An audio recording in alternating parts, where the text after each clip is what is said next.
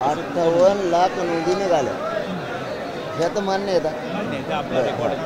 एक बी कमी नाही त्याच्यात. मग आधार हे पाहिजे तुम्हाला. आता 58 लाख नोंदी आधार आहे. मराठा आणि कुणबी एक आहे. या कायदा पारित करायला तुम्हाला आधार लागतो. तर आता 58 लाख नोंदीचा अहवाल आहे शिंदे समितीने दिलाय. आता काय अडचण? आधारच पाहिजे ना.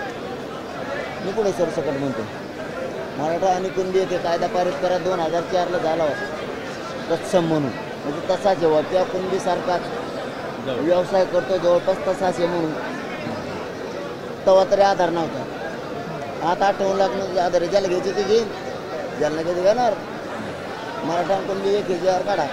नाही तर आंदोलन मी सोडत नाही. आणि मला किमान 2 तरी गॅजेट पाहिजे आत्ता. ते बी डायरेक्ट अंमलबजावणीच पाहिजे. त्याच्याशिवाय तर मी हटूच शकत नाही. याला जरी तुम्हाला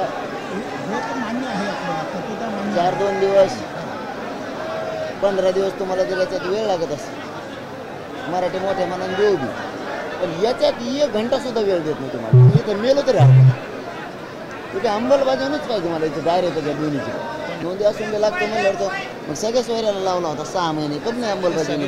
तर आता पण तो मी नंतर मुद्द्यावर येतोच आहे.